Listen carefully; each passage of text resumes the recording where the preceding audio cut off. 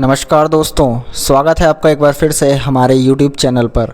आज की वीडियो में हम आपको बताने वाले हैं सकट चौथ की व्रत कथा के बारे में। जी हाँ दोस्तों, जैसा कि आपको पता है, सकट चौथ का व्रत माताएं संतान की दीर्घ आयु के लिए पूरे दिन निर्जला व्रत रखती हैं और गणेश जी की विधि विधान से पूजा करती हैं। रात को चंद्रमा को अर्घ्य देकर अपना व्रत खोलती हैं और सकट माता से अपनी संतान की दीर्घ आयु के लिए प्रार्थना करती हैं। सकट चौथ की पूजा में व्रत कथा का विशेष महत्व होता है। इसको सुनने से तथा पढ़ने से आपको फल प्राप्ति होती है। मान्यता है कि सकट चौथ में व्रत कथा का पाठ किए बिना यह पूजा अधूरी मानी जाती है। आइए आपको बताते हैं सकट चौथ की व्रत कथाओं के बारे में। तो नमस्कार दोस्तों, अगर आप भी सकट चौथ की व्रत कथा सुनना चाहते हैं और सकट माता की कृपा पाना चाहते हैं तो अवश्य इस वीडियो को लाइक और हमारे चैनल को सब्सक्राइब करना ना भूलें, ताकि सकट माता की कृपा आपके ऊपर बनी रहे। आइए जानते हैं सकट चौथ की पहली व्रत कथा के बारे में। एक देवरानी और जेठानी थी। जेठानी अमीर थी, उसका परिवार भी बड़ा और भरा पूरा था। देवरानी गरीब थी, इतनी गरीब कि जेठानी की सेवा टहल करके गुजारा करती थी। जो कुछ चूनी चोकर मिल जाता उसे अपनी झोंपड़ी में आकर पकाकर खा लेती। फूटे घड़े में पानी पीकर टूटी चारपाई पर सो जाती। सुबह उठकर फिर जेठानी की सेवा करने चली जाती। साल भर का त्यौहार आया। देवरानी भूखी प्यासी जेठानी की टहल करती रही। रात को जब आने लगी तो और दिनों की तरह चूनी चोकर भी नहीं दिया। खाली हाथ झोपड़ी में आई। खेत से बथुआ तोड़ लाई। थोड़े से चावल के कन ढूंढकर इकट्ठे किए। कन के लड्डू बनाए, बथुआ बनाकर रख लिया। रात को सकट माता आई। टटिया की ओर खड़ी होकर बोली, ब्राह्मणी खोलो किवाड़। देवरानी बोली, चली आओ माता, किवाड़े कहाँ हैं? भीतर आते ही सकट माता ने कहा, बड़ी भूख लगी है। देवरानी ने कहा, माता जो कुछ दिया है खाओ।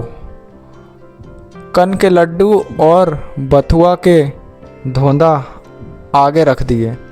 जब सकट माता छक कर खा चुकी तो बोली, पानी तो पिला। देवरानी फूटी गगरी ले आई। पानी पीकर सकट माता ने सोने की इच्छा की। उसने टूटी खाट बता दी। थोड़ी देर सोने के बाद सकट माता को टट्टी लगी। उन्होंने पूछा, टट्टी कहाँ जाऊँ? देवरानी ने कहा, माता सारा घर लीपा पुता है, जहाँ चाहो बैठ जाओ। सारे घर में उन्होंने टट्टी ही टट्टी कर दी, फिर भी अभी पूरी तरह निपट नहीं पाई। पूछा, अब कहाँ जाऊँ? देवरानी ने कहा, अब मेरे सिर पे करो। उन्होंने उसके सिर से पाँव तक टट्टी से नहला दिया और चली गई। सुबह जब देवरानी उठी तो सारी झोंपड़ी कंचनमय हो गई। चारों तरफ सोना ही सोना बिखरा पड़ा था। जल्दी जल्दी बटोर कर रखने लगी, पर सोना चुकता ही नहीं था और वह रखते रखते थक गई। इधर जब समय से देवरानी नहीं पहुंची तो जेठानी बहुत बिगड़ने लगी।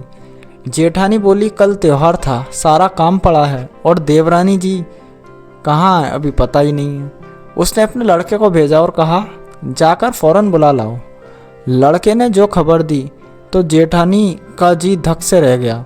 दौड़ी दौड़ी पहुंची, देखा चारों तरफ सोना ही सोना बिखरा पड़ा है। देवरानी से पूछा, किसको घूसा किसको मूसा? देवरानी सहज भाव से बोली, न किसी को घूसा न मूसा, यह सब सकट माता की कृपा है। जेठानी ने पूछा, ऐसा क्या सेवा की है तूने सकट माता की जो वो प्रसन्न हो गई?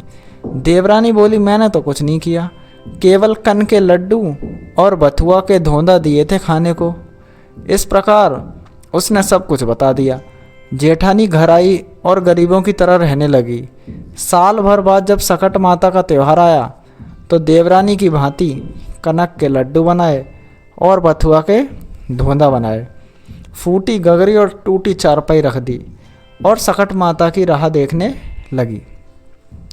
रात में सकट माता ने दरवाज़ा खटखटाया। जेठानी ने कहा, माता किवाड़े कहाँ हैं, टटिया खोल आ जाओ।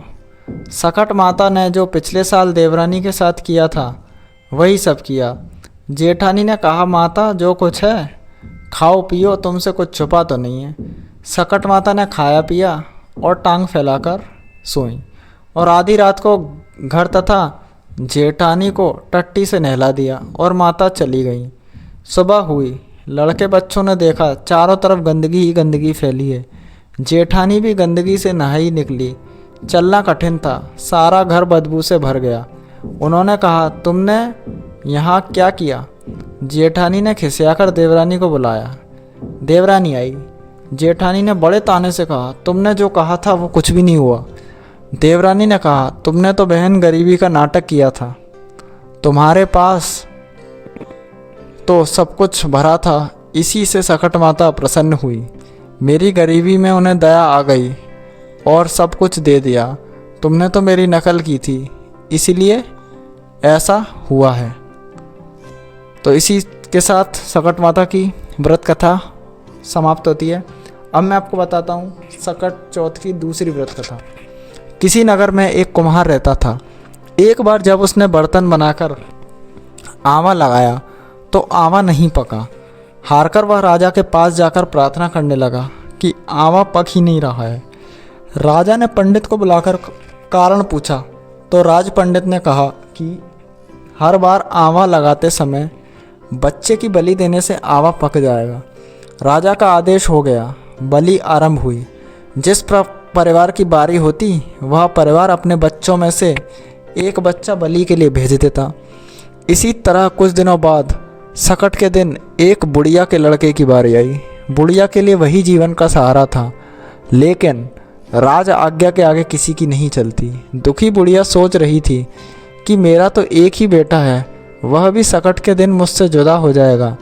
बुढ़िया ने लड़के को सकट की सुपारी और दूब का बीड़ा देकर कहा, भगवान का नाम लेकर आवा में बैठ जाना, सकट माता रक्षा करेगी।